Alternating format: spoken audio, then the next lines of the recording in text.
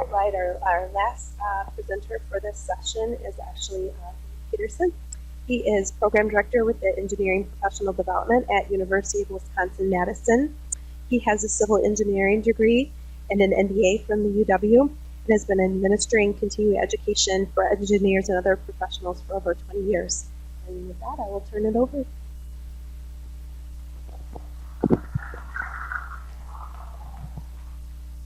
Thank you, Nikki. And I guess it's fitting, since we're in Michigan, that the Badger gets to go last. I don't know if that was planned, but hopefully that won't be the case in the Big Ten this year. It'll be starting soon. So what I'm going to share with you today is kind of two things that we're doing at the University of Wisconsin. We have a continuing education program in railroad engineering and operations. And then also I'm going to share some recent research that we're doing on a TRB project. It's not, it's in an event like this, and any kind of rail event that I go to, it's unusual, or actually never have I gone to an event like this and not run into people that have attended our programs, or have taught as speakers in our programs. And I'm happy to say, see a few people that have attended our programs here today, as well as a couple of our speakers as well. So for those of you that are not familiar with what we do, in continuing education, there are a couple models that are common in the country here regarding continuing education in the university setting. One is, and I think the more common model, is to have continuing adult education operations in a separate unit addressing all continuing adult education that a university or college or institution may offer. Another model, and I know Michigan State is also modeled like this, is the continuing education operations are housed within different units in the institution. So at the University of Wisconsin, the College of Engineering has a department of engineering professional development. That's our sole purpose as a department, is to provide continuing adult education. And we've been doing that for a very long time. We offer courses not only in railroad and engineering and operations, but many other disciplines as well. From energy, power utilities, that's a big area of programming that we do, chemical engineering, a lot of civil engineering, infrastructure type courses, building construction, building commissioning, HVAC, mechanical systems, a lot of different areas that our department offers continuing adult education in. We offer more than 300 courses, and these are 2, 3, 4, 5 day type seminars, workshop type of thing a year. We peaked probably in about 2005 at over 400 courses that we did on an annual basis, and now we're closer to 250. A couple years ago we were down to about 200, but the economic impact of the really took a toll on the training budgets for many organizations. And so we reduced the number of courses that we did, and we're slowly ramping that back up. So we offer programs not only at the University of Wisconsin, but all across the country, and we attract people from all across the country and internationally as well. So we offer them on campus at the University of Wisconsin with a dedicated facility, adult continuing education facility. Those of you who've taken our courses in Madison, you had the chance to see that facility on Lake Mendota there. It's a beautiful setting. But we also offer our courses in other parts of the country. Courses I do in railroad engineering operations, we take to other locations, Philadelphia in the Northeast, Chicago, for example. We recently have been doing a few things down in Jacksonville, and a couple out west, but not as many. But we will take our courses to where there's a concentration to attract people. And then we also will bring courses on site to organizations. So an organization may want one of our courses and they have 25, 30, 40 people. Makes much more economic sense to have us come and bring the course to them, and we can also maybe tailor it a little bit rather than having them send all those people to one of our courses. And in the area of railroad engineering and operations, for example, typically we've been doing about 1, maybe 2 courses on-site for organizations a year. To show the interest in this area and the need for education. We've already run one this year. We have 3 more that we're going to be doing very soon, and we're probably going to end the year with 4 or 5 or 6 on-site programs that we're offering in this area. So there's really just a strong desire for education in this area. As I think I maybe referred to before, we do about 10 to 12 courses a year in various locations and various topics, and we combine instruction, field trips, workshops, and other things in these programs. I'll just quickly go through them here. We have kind of our overall encompassing Introduction to Railroad Engineering and Operations course, and we find many, as was mentioned here before, regarding programs and education for engineers coming out of school. There really isn't very few places you can go and learn about this in school. So we find a lot of civil engineers in particular who get out of school and they're, as Nancy mentioned, they're taught the highway way of thinking, and they're getting assigned to railroad projects, or maybe they are very experienced in one aspect of this field and need to learn how the rest of it all kind of fits together. So that's what this course does. We have a new course that we put together and offered for the first time last year. We filled the room on fundamentals of traction power and overhead contact systems.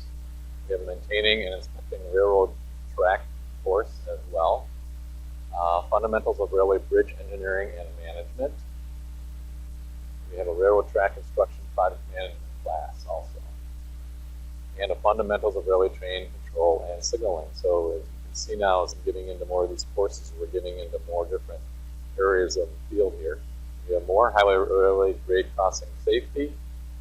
We have a transit course, and that course in particular has been kind of exciting. My predecessor at the University of Wisconsin started running these courses, and I'll tell you a little story about that right now.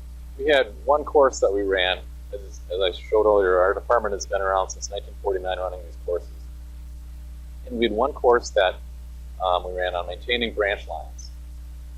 We would get 30 or 40 people a year, and in late 90s, we started getting 50, 60 people attending that 2 or 3 day course, and we thought there might be a need here for more. More people want to know about this stuff. So we put together our first iteration of the Introduction to Railroad Engineering course, and about 6 weeks before the course, we had filled the room. So we moved it to another location on campus, and we had over 120 people sign up for this thing. Unfortunately, it was scheduled for September 17th, 2001. So with 9/11 occurring, a number of people canceled, but we still had over 110 people attend that course. So then we had 2 courses, and we started growing this program from that day forward into the current program that we have. In our transit course, we used to run on campus at the University of Wisconsin, and about 4 years ago, I thought we should take that somewhere where we can get out in the field and see some stuff. And so we took it to Salt Lake City. One of our instructors was from Utah Transit Authority. We took it to Salt Lake City. It was a smashing success. So we've since taken that course to Minneapolis and looked at their construction and facilities up there. Last year we took it to Philadelphia, and this year we're taking it to Portland. And we're going to be rotating that class around each year to see the new things that are going on. And there's a lot going on in the transit area. We have a yards intermodal facilities course, and we have the last 2 there, continuous welded rail course and a course on complying with FRA 213 track safety. So since 2001, when we added that second course, we've run 135 of these programs. We've attracted over 5,000 attendees to these events. So that's why at these rail events, I always see someone who's attended one of these courses. So who teaches in these courses? And this is common. This is another differentiator that the University of Wisconsin has, I think, with some other places that maybe coordinate meetings, or even in the continuing education realm in the university setting. We don't have meeting planners putting together our courses. We have subject matter experts, engineers and other technical professionals that are putting together our curriculum. And for the most part, we as a university people, we do some of the teaching, but we bring in industry professionals to teach most aspects of our courses. And that's what we find that the students want, the attendees. They want to hear what the current practices are, what people are doing out there, and they want to hear it from the people that are out there, on the ground with them doing the work. And so those are the type of people that we bring in teaching our courses. Who attends? It's the same type of people, practicing professionals, many young people that, like I said before, are civil engineers or other kind of technical professionals and did not get exposed to this in school, and they're asked to do this on the job now. We have kind of three groups of people that attend our courses. We have people from the railroads, both class 1s and class 3s. And there's been a kind of a shift in the last 5 to 10 years. We rarely would attract a class 1 person to our courses 5 or 10 years ago. And now it's becoming very common. We are getting class 1 people. I think in the past, the class 1s were very tightly held. They had their way of doing things. And I think it's really pressure from the students themselves asking to be exposed to more learning opportunities that are, that are pushing that forward. So we have people from the railroads, people from consultants and contracting industry, and then we have people from public, federal, transit authorities, and those types of people that are coming to our programs. And as I mentioned before, many different locations that we're offering. So now I'm going to move into the research that we've been involved with this past year as a TRB project. And it's been well documented, and I think many of you know the workforce challenges facing the industry right now. We have an aging demographic. We have people coming into the industry that maybe aren't trained, they don't have the background, a lot of retirements. People are young people today are looking for more of a work-life balance than maybe the railroad industry has provided in the past. And it's very difficult to attract young people into this industry with that kind of mix. And there's also diversity challenges in this industry. There are also challenges regarding the development of the workforce, the training of the workforce. As documented here, limited educational opportunities.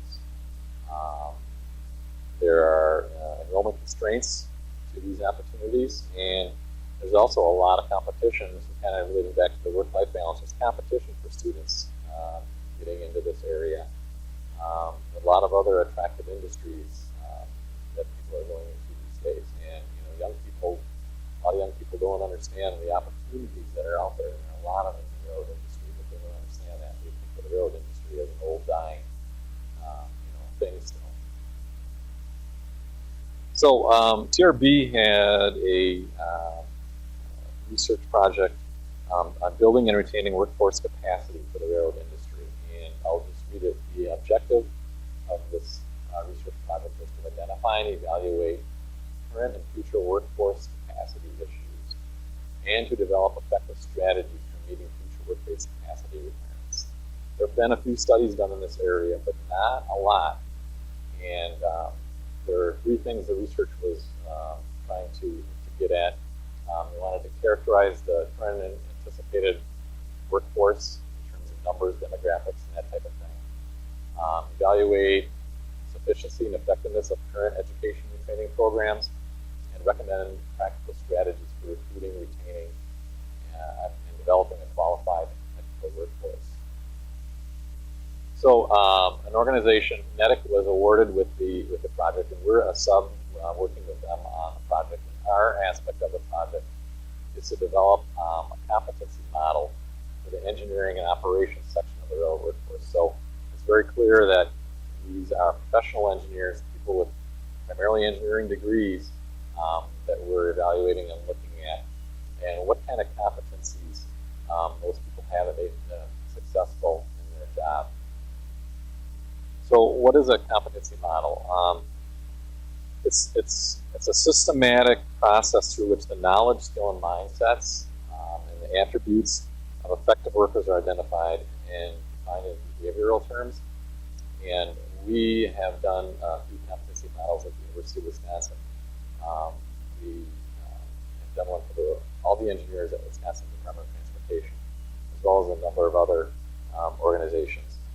And they differ in that in some other models in that they identify exemplary performance rather than minimal performance. And you'll see in a lot of job applications or in job postings, minimum requirements that people are looking for.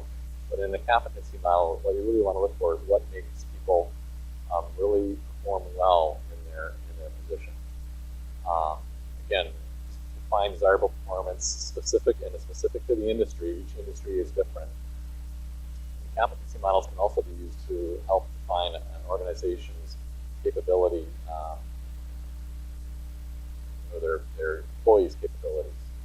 And again, exemplary performance is the kind of defining thing here with the competency model. So what we did is we conducted interviews with key personnel on the railroad industry.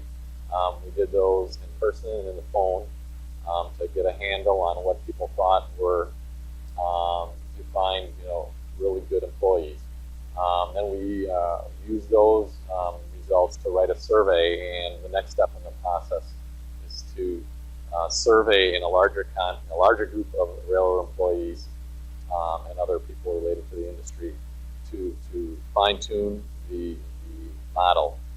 After the first round of interviews, you can usually kind of build a lot of the model, but you need to specify it or check that. However, the TRB has suspended some of the funding for some of these projects, and this project currently is in the suspension mode, so we haven't been able to pursue the surveys. Hopefully you can see that, but we've been able to identify and kind of build the rough model. And we have two models. We have the engineers, and then we also have the operational people.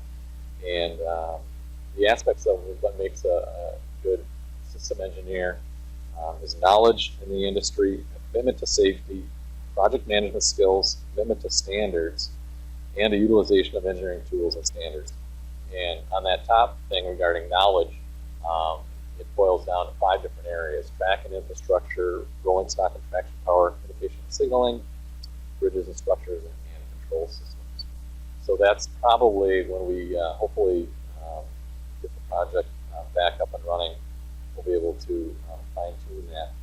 And on the operational side, again, domain knowledge and operations, those 5 different areas: commitment to safety, business acumen, project management, customer awareness, and personal effectiveness.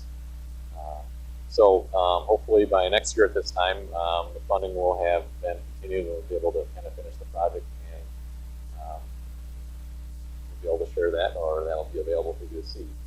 That's all I have for now. So I think that ends the panel. As far as our presentations, we're going to be open for questions.